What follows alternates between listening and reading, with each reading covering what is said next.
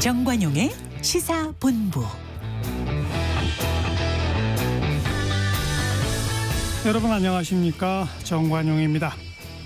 계속 이어지는 열대야에 잠 못 이루는 분들 많으실 텐데요. 그래도 이 프랑스 파리에서 들려오는 우리 국가대표팀의 선전에 마음만은 시원해지셨을 것 같습니다.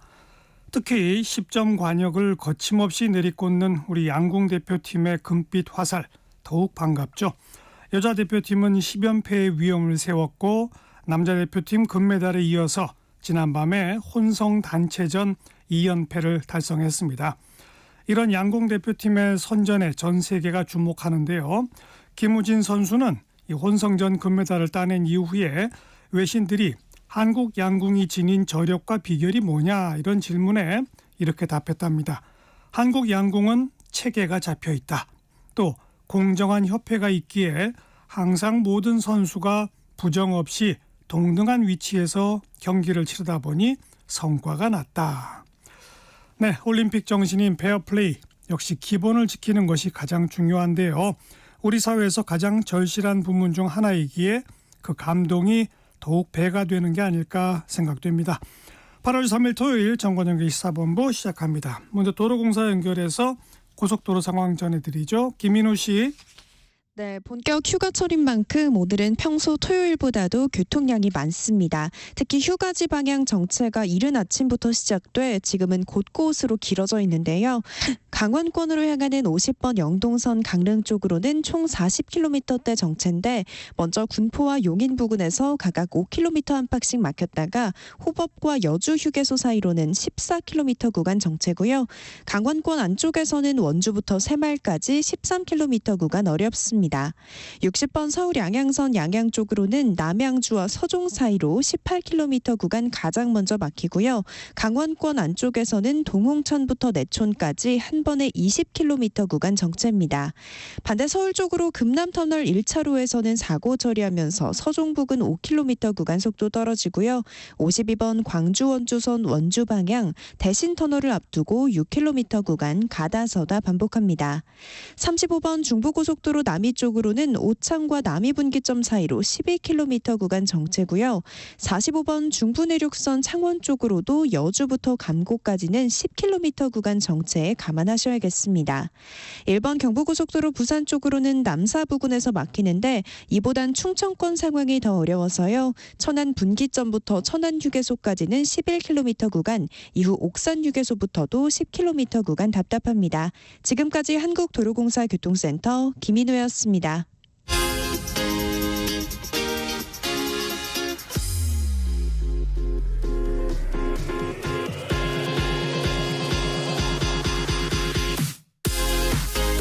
대한민국 시사의 중심 토요일 일요일 낮 12시 10분 KBS 1라디오 정관용의 시사본부. 하나의 키워드로 다양한 뉴스 정리해드리는 주간 뉴스 큐레이션입니다. 한국일보의 박지연 기자 어서 오세요. 안녕하세요. 당신의 뉴스 큐레이터 박지연입니다. 네, 오늘의 키워드는? 오늘의 키워드 여파입니다. 여파. 네. 뭐 어떤 문제가 생기면 다른 분야에 영향을 미치고 또 미치고 막 이거 말이죠? 네, 맞습니다. 네, 의료 공백이 5개월째 이어지며 이 국민들의 한숨은 늘어만 갑니다. 네. 예, 본분을 잊은 의사 집단의 막말과 집단 행동뿐 아니라 23년 동안 책임을 방기한 이 정부의 무계획이 이 복합적 원인으로 지목되고 있어요. 이 현황 짚어보고요. 네. 60일이 넘는 정산 주기를 악용해 입점업체의 줄 판매 대금을 이 다른 곳에 쓴 이 티몬 위메프 사건의 여파도 큽니다. 오픈마켓 플랫폼은 정산대금 관리에 사각지대에 있다가 이번 사건으로 수면 위로 올라온 건데요. 이 불똥이 여기저기로 튀고 있습니다. 또 이웃에게 일본도를 휘둘러 살해한 사건은 느슨했던 안전관리의 여파를 고스란히 보여줍니다. 이 피의자가 이 70cm 가량의 도검 소지 허가증을 갖고 있었거든요. 이 소 잃고 외양간 고치는 셈이지만 이 경찰이 도검 전수 점검에 나선다고 합니다. 네. 세 가지 여파인데 다 별로 안 좋은 소식이긴 하네요. 먼저 의료 공백의 여파 짚어볼까요?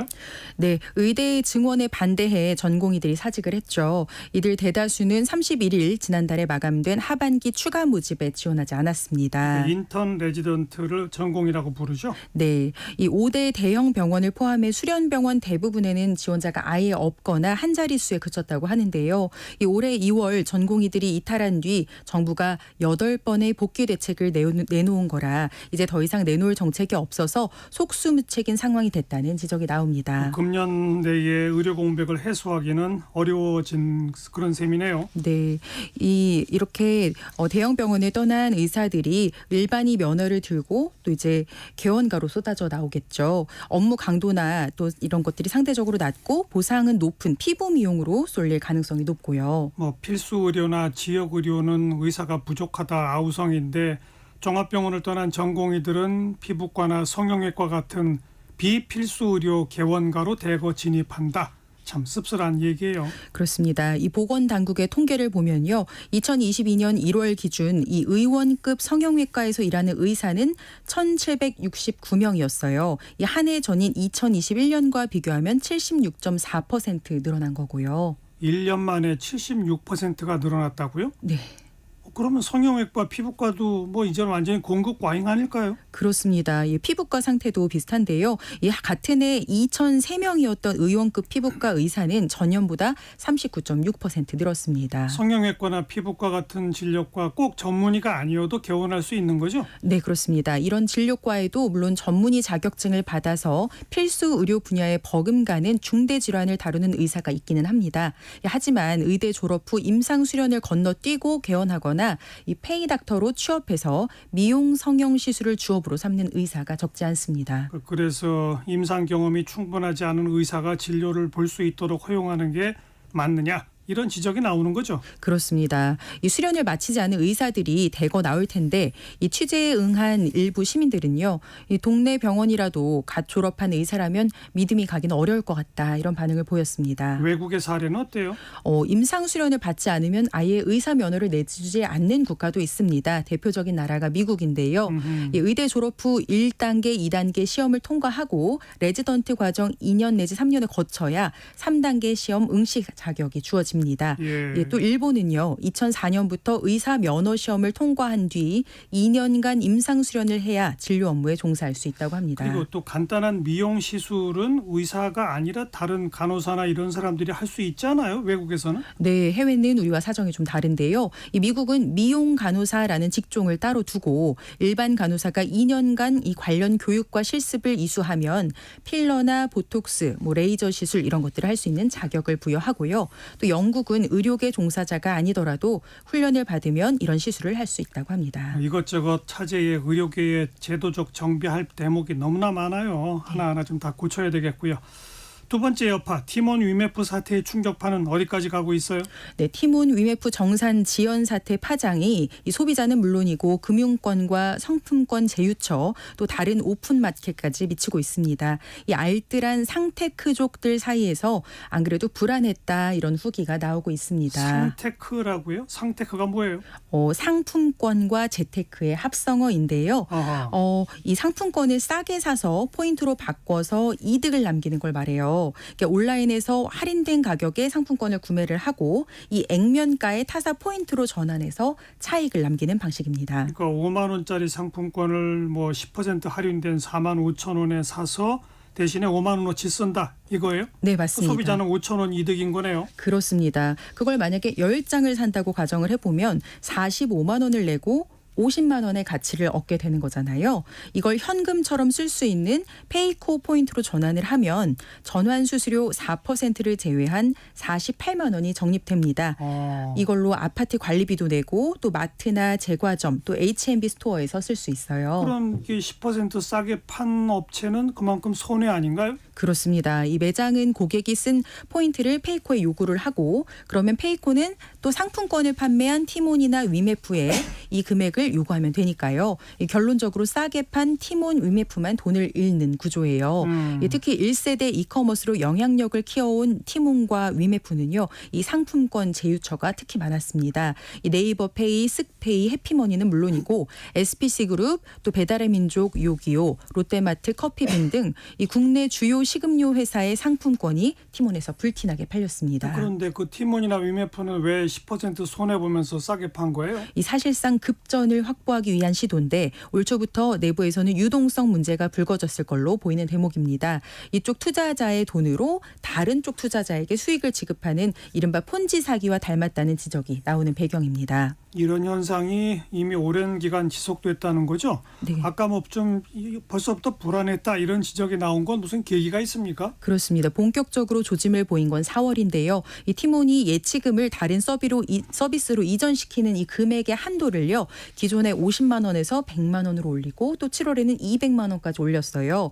또 자사 티몬 캐시뿐 아니라 해피머니나 컬처랜드 같은 문화상품권도 10% 할인해서 팔았습니다. 미치고 파는 건데 그게 가능해요?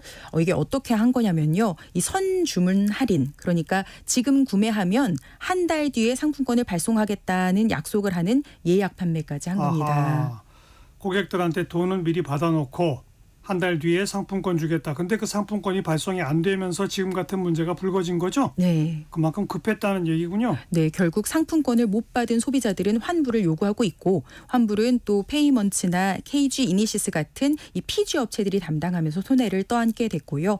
또 사실상 휴지 조각이 된 해피머니 상품권 발행사에 대해선 경찰이 수사에 착수했습니다. 또 공정위는 제2의 이런 정산 지원 사태를 막기 위해서 8개 주요 오픈마켓 사업자를 대상으로 판매 대금 정산 실태 점검에 나섰습니다. 네.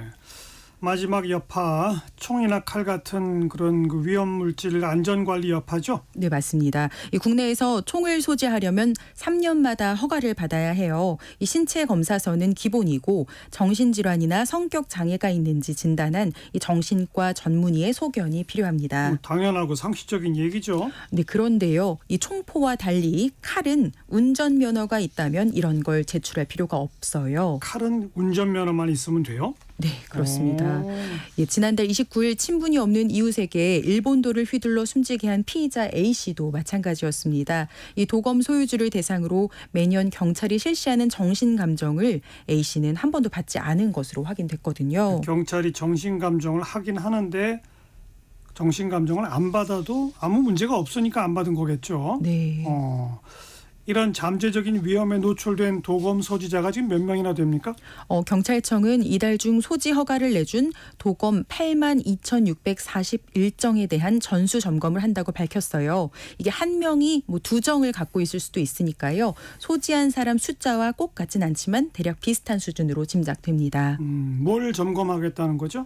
이 소지 허가를 받은 뒤에 이 범죄 경력이 발생했는지 또는 가정폭력 이력이 있는지와 함께 관할 지역 관서의 의견을 종합적으로 검토해서 이 소지 허가가 적정했는지를 확인할 방침이에요. 이 범죄 경력이 있거나 결격 사유에 해당하면 소지 허가를 취소할 예정입니다. 이미 갖고 있는 분들 일제 점검한다는 건데 그것뿐 아니라 앞으로 이 위험한 칼을 새로 소지하려는 사람들을 대상으로 허가 절차도 좀 강화해야 되겠죠? 네, 신규 소지 허가를 내줄 때도 적격 여부를 심사하고 경찰서 담당자가 신청자를 직접 면담할 예정입니다. 또 면담 과정에서 위험성이 있다고 판단되면 심의위원회를 열고 소지 허가를 내주지 않을 수도 있습니다. 예. 아까 뭐 소 잃고 외양간 고친다 이런 표현 썼는데 소 잃고도 외양간 안 고치는 것보다는 나은 거니까요. 네, 빨리 고쳐야죠. 네, 한국일보 박지영 기자 고맙습니다. 고맙습니다. 정관용의 시사본부 듣고 계시고요. 12시 24분입니다. 기상청 교통정보센터 차례로 연결합니다. 먼저 기상청의 조하늘 씨. 무더위의 기세가 더 강해졌습니다. 전국 대부분 지역에 폭염특보가 내려진 가운데 거의 모든 지역에 폭염경보가 발효 중입니다. 폭염위기경보도 가장 높은 심각 단계로 유지되고 있는데요. 지난 밤 사이에도 대부분 지역에서 열대야가 나타났습니다. 한낮에는 더 푹푹 찌는 찜통 더위가 이어지겠습니다. 낮 기온 서울 34도, 경기도 고양은 35도로 어제보다 1, 2도 정도 더 높겠고요. 청주와 광주 35도, 강릉과 경주는 37도까지 치솟겠습니다. 습도가 높아서 체감온도는 이보다 더 높겠습니다. 야외 활동보다는 시원한 곳에서 휴식을 충분히 취하시기 바라고요. 물도 자주 마셔야겠습니다. 기온이 오르면서 대기가 불안정해져 대부분 지역에는 소나기 구름이 발달하고 있는데요. 현재 제주도 서귀포에는 시간당 10mm의 소나기가 내리는 곳이 있고요. 충청 남부와 호남, 경북 서부를 중심으로도 약하게 내리는 곳이 있습니다. 저녁까지 강원 산지와 충청 남부 내륙, 남부지방과 제주도에 5에서 20mm의 소나기가 지나는 곳이 있겠고요. 돌풍과 벼락이 동반될 수도 있겠습니다. 당분간 무더위가 지속되면서 대기가 불안정해 소나기 소식이 잦겠습니다. 현재 서울의 기온은 32도입니다. 지금까지 날씨 정보였고요. 이어서 이 시각 교통 상황을 KBS 교통정보센터의 김민혜 씨가 전해드립니다. 네, 이 시각 교통정보입니다. 여름 휴가지로 향하는 차들이 더 늘면서 특히 강원권으로의 정체가 극심한데요. 서울 양양고속도로 양양 방향으로 경기권을 벗어나기가 버겁습니다. 남양주 유금소에서 서종까지 18km가량 정체 이어지고 있고요. 조양에서 춘천까지도 정체, 또 동궁천에서 내촌까지는 20km 더디게 지나고 있습니다. 서울 방향은 금남터널 부근에서 승용차 관련 사고나 처리하면서 서종 나들목 부근으로 8km 정체 이어지고 있고, 영동고속도로 강릉 쪽은 동군포에서 평창 휴게소까지 34km 구간 정체입니다. 인천 방향은 부곡 부근 1차로에서 고장난 차를 처리하면서 북수원 나들목에서 부곡 나들목까지 정체 이어지고 있습니다. KBS 교통정보센터였습니다.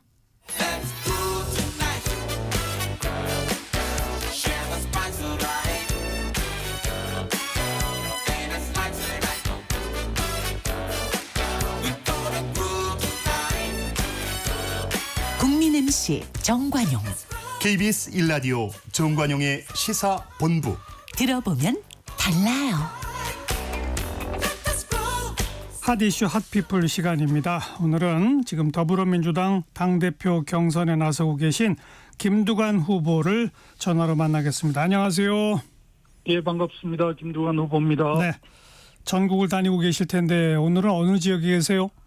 우리 당원들이 엄청 많은 전북 경선이 있어가지고요. 예. 지금 전북 익산시에 와 있습니다. 네, 원광대에서 4시에 당원대 하거든요. 하실만 하세요? 힘들죠. 그죠? 허허. 예, 지지율이 좀 많이 나오면 예, 덜 힘들 텐데 지지율이 워낙 크게 그러니까. 나와서 저도 힘들지만 같이 하는 분들이 힘들어하십니다. 어차피 대표는 이재명, 어대명이라고 하는 분위기가 확연했는데 내가 당대표 경선에 나서야겠다 이렇게 결심하시게 된 계기가 뭡니까? 아무래도 우리 국민들께서 윤석열 정부의 국정 3년차를 보면서 정말 이 정권을 뺏긴 것에 대해서 많이 어려워하시잖아요. 예. 그래서 아무래도 우리 국민들 바람이기도 하고 우리 민주당원들의 바람이기도 하는데 3년 후가 될지 2년 후가 될지 알 수는 없지만 차기 대선에서 반드시 국정을 우리 당이 맡을 수 있도록 우리 당이 더 다양성과 역동성, 민주성이 보장되면서 정리할 수 있는 기반을 만들면 좋겠다. 그런데 어쨌든 이재명 대표 2년의 당대표 리더십을 봤을 때 예. 우리 당이 좀 이렇게 일방 독주로 많이 나가고 당 내부적으로는 단계를 하고 외부로는 내연을 확대해야 우리가 승리할 수 있는데 그런 점에서 많이 아쉽다 하고요. 물론 아무리 당대표를 잘 했다 하더라도 우리 당 역사에 별 연임은 없었고요. 네. 이재명 대표 후보가 좀 안 나왔더라면 아마 우리 후보들이 굉장히 많이 나왔을 겁니다. 워낙 세신 이재명 후보가 나왔기 때문에 다 그냥 드롭을 해버린 거죠. 예. 그러니까 다음 대선에 이기려면 당이 더 다양해지고 외연이 확대돼야 되는데 이재명 대표로는 안 된다. 쉽게 그 말인가요? 네, 지금 방식으로 리더십을 발휘하면 당내 지지는 엄청나게 받겠지만 국민들 민심을 얻을 수 있겠습니까? 9대 10 정도 되는데요. 9대 1이 되는데 예. 이게 어떻게 보면 이제 해석하기에 나름 다르겠지만 당대표도 이재명, 대선 후보도 이재명, 본선 경쟁력의 캐스트 마크 이런 거 아닙니까? 그렇지만 당대표는 당원들이 일단 주도해서 뽑는 거 아니겠습니까? 당원들의 뜻이 이재명 대표밖에 없다라고 한다면 그거 어쩔 수 없는 거 아니에요? 그건 당연히 인정해야죠. 그죠? 그게 민주주의 아닙니까? 그러니까요. 지금 우리 당원들 한 30% 정도가 온라인 권리당원들이 좀 투표를 하고 있고요. 예. 뭐 오늘 전북 경선을 계기로 해서 좀 달라질지는 모르겠는데 70% 당원들이 지금 전당대회를 어쨌든 약간 내면하고 있는 상황입니다. 예. 후보로서 많이 아쉽게 생각을 합니다. 예.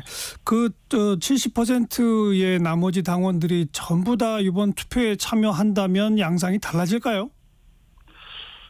지금 우리 당의 이제 당원 당규가 고쳐져서 권리당원들이 56%를 차지하고요. 예. 또 대의원들이 옛날에 한 30%, 35% 정도 비중이었는데 지금은 14%. 예. 일반 국민 여론조사 30% 이렇게 해서 당대표를 뽑게 돼 있거든요. 그게 그렇죠. 좀 바뀌었습니다. 예. 그래서 아무래도 이제 권리당원들 비중이 매우 높아졌고, 그래서 실제 100% 투표에 참여할 수는 없지만, 예를 들어 60, 70% 정도 참여한다면 조금 상황은 달라질 수도 있지 않겠나 보죠. 네. 지금은 아무래도 강성 지지자들, 온라인에 강한 후보들, 당원들께서 워낙 투표에 참여를 많이 하고 그분들이 30% 참여하시는 거죠. 예. 그나저나 좀 오랜 그동안의 몇 년간 과정을 돌아보시면서 왜 민주당이 이렇게 일극 체제가 됐다고 생각하세요? 많은 전문가들께서도 그렇게 분석도 하시기도 하지만 좀 당내 다양한 정파 내지는 경쟁자들을 좀 이렇게 키웠으면 좋은데 어쨌든 당대표 중심으로 조직도 그렇게 편제도 하고 또 당내 여러 가지 더민주 혁신의 이런 그룹도 만들어졌는데 어떻게 보면 이제 친이대 중심으로 조직을 많이 당을 이렇게 운영을 하다 보니까요. 네. 아무래도 이제 당내 다양한 정파들이 많이 죽었죠. 그래서 지금은 일단은 이재명 대표 체제가 확고하게 굳어졌고요. 지난 예. 대선 과정에서 이재명의 민주당 했을 때 우리 당원들이 많이 염려를 했는데 22대 4월 10일 총선에서 완벽하게 우리 당은 이재명 민주당이 됐다고 저는 진단합니다. 예. 과거의 김대중 총재 때도 새정치 국민의 김대중, 평화민주당은 김대중이었고 우리 당을 직접 창당하지는 않았지만 노무현 대통령께서 응원을 해서 열린우리당이 창당이 됐는데 그때도 노무현의 열린우리당 이래 본 적은 없는 것 같거든요. 예. 우리 민주당의 역사에서 좀 새로운 국면이 도래된 것 같습니다. 지난 총선 때 이른바 친명계로 공천 물갈이 또 반대해서 보자면 공천 학살 이런 게 진행된 결과다 이렇게 지금 진단하시는 거죠? 예, 다른 측면에서 보면 친명 행제 비명 행사라고 볼 수도 있고 또 공천을 주도했던 사람들 입장에서 보면 개혁 공천의 결과다 이렇게 볼 수도 있고 예. 범야권의 192석 우리 당 단독으로 175석 승리한 것에 대해서 개혁 공천을 해서 그렇게 승리했다라고 분석도 하지만 예. 다른 한편은 용산에서 선대본부장을 맡아줬기 때문에 압승한 거다 이렇게 해석도 하지 않습니까? 네. 그래도 어쨌든 그 과정도 경선을 거친 과정이고 경선에서 당원들의 뜻에 따라서 공천이 이루어진 것이고 총선 결과 국민들로부터도 인정받은 거 아니냐 이런 논리는요? 예, 형식적으로 보면 그럴 수 있는데요.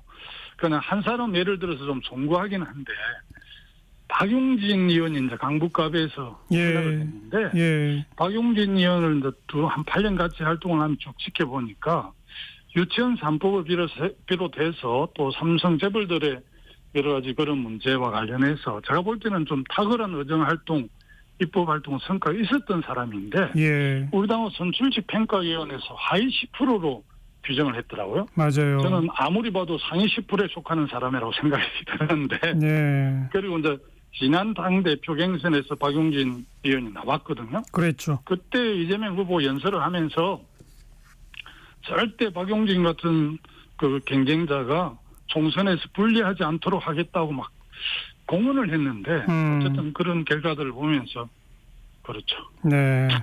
그렇죠. 당원들이 뽑는 경선이긴 했지만 그 이전에 의원직 평가라든가 이런 거에는 뭔가 좀 영향력이 작용했을 것이다. 이렇게 볼 수 있는 거죠. 하위 페널티가 심했고요. 예. 물론 이재명 대표는 그때 직접 관여하지 않고 시절 때문에 예수 공천을 했다 하지만 그거 믿는 사람들이 얼마나 되겠습니까? 네, 네. 지금 이제 결과를 뭐 아무래도 뒤집기는 어렵다고 보시죠, 솔직히. 그렇습니다. 제가 뭐 이 상황을 잘 모르고 나왔겠습니까? 그렇죠. 상황 잘 압니다요. 당 대표는 어차피 이재명 후보가 될 겁니다. 예. 그러므로 보면. 예. 예. 이제 그럼에도 불구하고 이 전국 경선에서 당원들을 향해 또 국민들을 향해 이재명 일극 체제로만 가서는 대선에서 중도층을 확보 못하고 집니다. 이 말을 계속 하고 싶으신 거죠?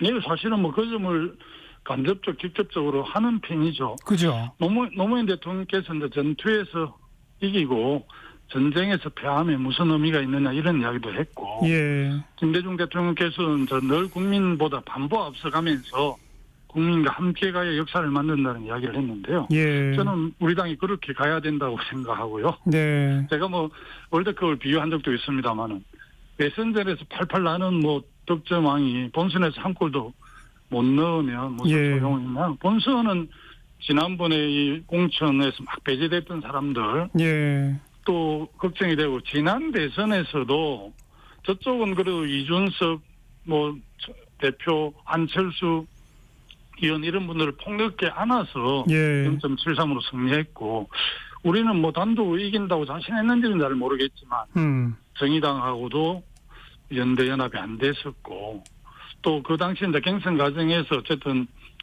유력 후보였던 이낙연 후보가 본선에 오르지 못하면서 그쪽 진영도 많이 떨어져 나가고, 예. 그렇게 되면서 그런 결과가 나왔지 않는가. 우리는 뭐 늘 연대 연합할 때 승리하고 분열하면 패했으니까요. 예. 앞으로 차기 대선도 저는 그렇다고 봅니다. 그러니까 그렇게 연대 연합하고 외연을 넓혀야 대선에서 이깁니다라는 목소리에 당원들이 반응을 안 보여요? 지금 나와서 지지하는 사람들은 뭐 9대1 정도지 않습니까? 그런데 이제 전당대회 직접 참석하지 않는 분들한테는 격려자랑 많이 오고요. 예. 응원을 해주시더라고요. 예. 김장을 끝까지 좀 목소리도 내고 역할을 해주면 좋겠다. 선거를 떠나서. 예. 이렇게 말씀하십니다. 그러니까 뭐 대선 때 가서 외연을 넓히더라도 지금은 일단 이재명 체제로 갑시다. 결국은 그런 거 아닌가요? 예, 그런 흐름이 있는 거죠. 그렇죠. 그건 나중 일이고. 예. 지금은 어쨌든 검찰로부터 압박을 받고 있고, 예. 당내 상황이 어려우니까 예. 이재명 후보 중심으로 뭉치자. 그리고 최고위원 후보들도 지금은 싸울 때라고 이야기를 합니다. 다. 그 후보 연설할 때. 예. 또 추미애 전 대표 저한테 충고도 하더라고요. 뭐라고요? 이재명 후보보다 훨씬 더 세게 윤석열 정권을 비판하고 싸워야 된다고 하면 표가 나올 텐데, 김두관 후보는 그러지 않는 것 같아요. 표가 적게 나온다 해서. 추미애 전 대표의 그런 조언에 대해서도 연영하고 있습니다. 네. 뭐 윤석열 정부에 대해서 비판 안 하시는 건 아니잖아요. 예, 저도 뭐 윤석열 검찰총장 때 제일 먼저 탄핵을 제안하고 원내 회의에서 예. 그래서 심각하게 논의가 됐었는데, 그 당시에 이제 역풍을 맞는다는 이유로 예. 국회에서 윤석열 검찰총장을 탄핵을 안 한 게 참으로 후회가 됩니다. 예. 뭐 현장에서 당원들이 혹시 김두관 후보한테 뭐 야유도 하고 막 그럽니까? 제가 지난번에 그 부산 연설에서 강성 소수 그 당원들이 우리 민주당을 좀 접수했다 이렇게 그냥 은유적으로 표현을 했더만은, 그 이후로 예. 최고위원 후보들 한두 번 빼고 다 저를 공격을 했죠. 네. 공격하는데 참전을 했습니다. 그래서 현장에 가면 그런 야유도 하고 비판도 하는데 뭐 그것 또한 저는 다양성의 한 부분이라고 생각하기 때문에 그렇지는 않습니다. 예. 최고위원 후보들도 너나 할 것 없이 이재명 지지 명심 호소를 하고 있지 않습니까? 이 현상은 또 어떻게 보세요? 뭐 제가 입장을 바꿔 생각하면 충분히 그럴 수밖에 없겠습니다. 예. 90% 지지를 받는 당대표 후보 같이 간다 해야지. 그럼 나 뭐 10%도 못 받는 김동완하고 같이 간다면 뭐 최고위원이 되겠습니까? 예. 저는 뭐 그분들 살아온 가정이 살아온 삶의 역정을 봐서 당 최고위원이 되면 예. 자기 정치의 가치에 따라서 좀 다른 목소리를 낼 거라고 보지만, 예. 지금 상황에서는 그럴 수밖에 없는 점이 인간적으로 이해가 충분히 됩니다. 아쉽긴 하지만. 네. 저는 뭐 계속 다니면서 그 똑같은 그 호위무사 발언들 들으니까 아주 머리가 지가 나죠. 정책적인 면에서는 최근에 그 이재명 후보와 종부세 정책 두고 좀 견해가 다르다라고 공개적으로 밝히셨는데 그 외에 정책적인 면에서 또 이견이 좀 있는 대목들이 있을까요? 일단은 지금 최근에 윤 정부가 이제 조세 세제 개혁 방안들을 냈는데요. 예. 종부세 같은 경우는 더 이상 낮춰줄 게 없어서 이번 세제 개혁 안에 넣으려다가 이거 너무 깎아주는 것 같아서 이제 포기를 했거든요. 그랬죠. 정부 여당이 예. 경제부총리 주도해서 조세 재정 정책에서 뺐고 금투세도 이제 여야가 어렵게 합의를 해서 2년 유예를 하다가 이제 내년부터 시행하기로 됐는데 최근에 이제 이재명 대표가 아마 중도 예연을 확대한다는 차원에서 그랬는지 네. 종부세를 완화하고 금투세를 유예하겠다고 발표하는 바람에 예. 저하고 좀 각이 있었습니다. 왜 그러냐면 예. 저희들은 중산층과 서민을 위한 정당이기도 하고 부자 감세에 전혀 동의를 안 하거든요. 올해 세수 59조가 펑크가 났고 내년에도 90조 정도 펑크가 나면 예. 이재명 후보가 주장하는 민생을 챙기는 먹사년집 이런 걸 무슨 재원으로 예산으로 합니까? 예. 그리고 이제 우리 당의 일관된 정책 기조는 객차를 완화하는 데 있거든요. 신자유주의 이후에 그 소위 그 불평등 양극화가 굉장히 심해졌지 않습니까? 그렇죠. 그리고 이제 지역 불균형도 심한데 예. 특히 종부세는 4조 정도를 걷어서 국세로 징수를 합니다. 예. 그래서 거기 전부 다 시도 시군구로 갑니다. 그 제가 지금 익산에 와 있습니다만 작년에 비해서 종부세가 줄어서 익산시만 해도 140억이 올해 줄어듭니다. 종부세가 오는 게 지원이. 네. 그러니까 지방 균형 발전과 지역 소멸을 막는데 사실은 그래도 좀 마중물이 되는 게 이제 이 종합 부동산세인데 예. 이걸 이재명 후보가 완화하겠다 하고 또 금투세도 유예하겠다 하더라고요. 금투세도 1,450만 주식 투자자 중에서 연 한 5천만 원 이상 수익을 내는 내는 분이 한 1%에 해당됩니다. 그렇죠. 이분들에게 가세하는 세금이기 때문에 예. 저는 뭐 완전 명백하게 그런 쪽은 용산에서 또 국민의힘에 잘 챙겨주고 계신데 예. 대표를 하겠다는 분이 왜 그런지 그래서 그 부분에 대해서 좀 논쟁이 계속되고 있습니다. 그 종부세하고 금투세 대상자는 중도 내지는 중산층이 아니지 않습니까? 예, 뭐 상층에 속한 분들이죠. 예. 종부세는 2.7% 정도 해당이 되고요. 네. 금투세도 이제 그 적용되는 분들이 1%, 1,450만 중에서 한 15만 정도 해당이 됩니다. 글쎄요. 그런데 왜 중도 외연 확장이라는 명목으로 그런 주장을 하게 될까요? 저는 잘 이해할 수가 없고요. 그래도 우리 당이 이제 그런 뭐 저는 유연할 수 있다고 보는데 금투세 완화 유예나 종부세 완화는 이재명 대표가 좀 잘못 짚은 게 아닌가 모르겠습니다. 그 정책팀에서 예. 그렇게 해야 아마 0.73에 배배한 부분들. 근데 세금 가세 대상자는 적지만 이분들이 한국 사회에서 영향이 크기 때문에 네. 종부세로 엄청 지원을 받는 시도지사들도 옛날에 종부세를 반대하는 거 보고 제가 경악을 했습니다. 예. 몇천억씩 경남 뭐 전남 이런 전북 이런 데 한 4, 5천억씩 그때 종부세가 왔거든요. 예. 그 수혜를 받다가 도정을 하는 도지사가 종부세를 반대하더라니까요. 그래서 내가 도저히 이해할 수 없는데 아마 당에서 그렇게 정한 당론 때문에 그런지 알겠습니다. 그런 일이 있었습니다. 자, 이 전국 전반에 대해서도 좀 의견을 여쭐 텐데 총선에서 참패하고 윤석열 대통령이 좀 근본적으로 달라져야만 뭔가 정치가 변할 것이다.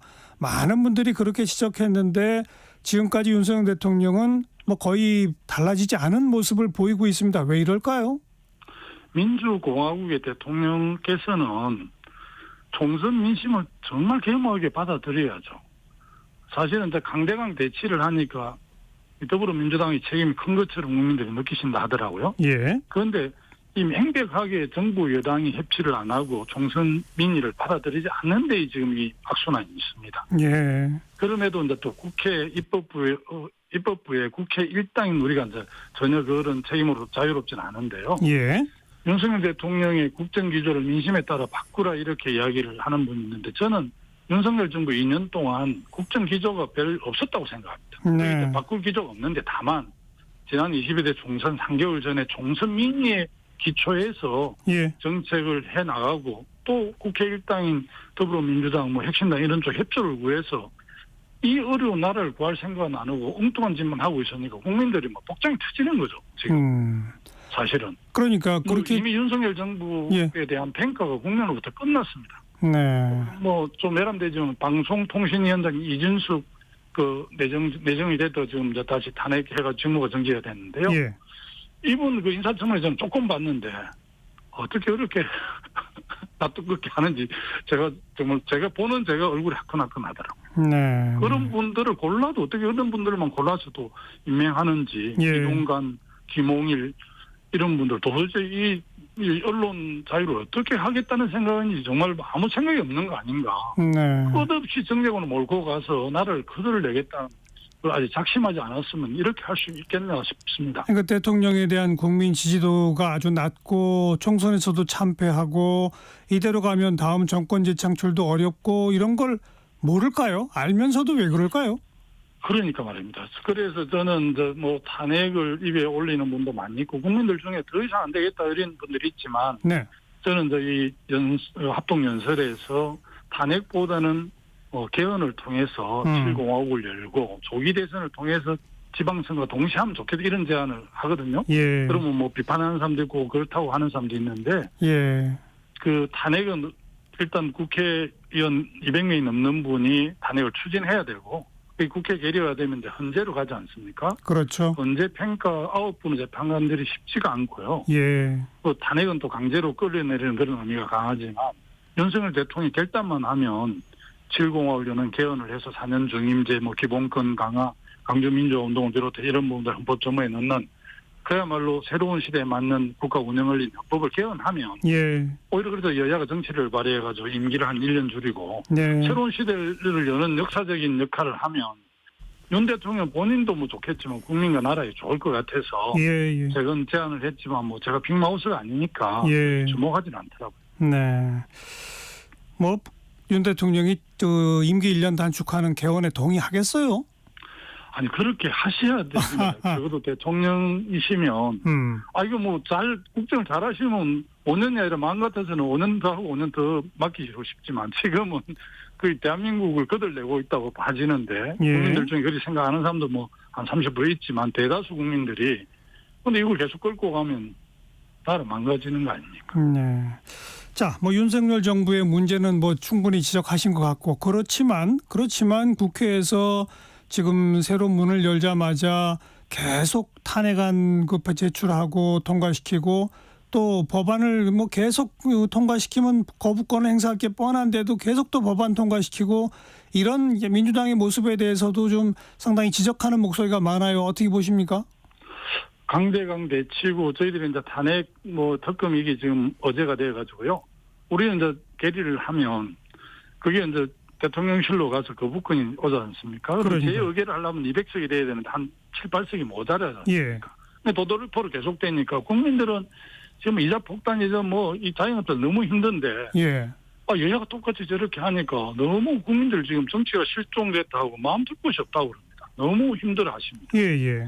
그러니까 싸우는 건 싸우더라도 민생과 관련해서는 그래도 좀 대화하고 해야 되지 않는가. 지난번 1차 대통령하고 이재명 대표하고 영수회담을 해서 저는 그 뭐 정무 라인에서 그래도 2차, 3차 이렇게 자꾸 만나야 뭐 좀 해결이 될 것 같아서 그런 정무 라인을 가동해서라도 나라 걱정, 민생 걱정은 좀 하면 좋겠더만 지금은 뭐 강대강 대치자 마주보고 달리는 열차처럼 치킨 게임 하고 있으니까 국민들이 뭐 마음 둘 곳이 없죠. 너무 비판을 많이 하십니다. 정부에 대한 비판도 많지만 우리 더불어민주당 국회 일당이 된 우리 민주당에 대해서도 국민들께서 싸잡아서 비난을 많이 하십니다. 그러니까요. 무슨 뭐 방송사법도 그렇고 전 국민 25만 원도 그렇고 첨예하게 견해가 다른 거가 뭐 필리버스터를 거쳐서 통과시키고 이런 과정이 있다 손치더라도 그 외에 민생과 관련된 다른 입법 논의는 따로 좀 하자 이럴 수 없을까요? 여야가 테이블에 앉지를 않으면 민생지원금 우리 본회의 오늘 통과했다고 뉴스를 봤는데요. 민생지원금 집행을 정부가 하는데 참조정도 정부가 안 하겠다는 거 아닙니까? 이상민 행안부 장관이 이미 안 하겠다 하더라고요. 제2요구권을 거기에 하겠다고 하더라고요. 그러니까 이게 뭐 법안 본회의 통과해도 하나 집행이 안 되니까.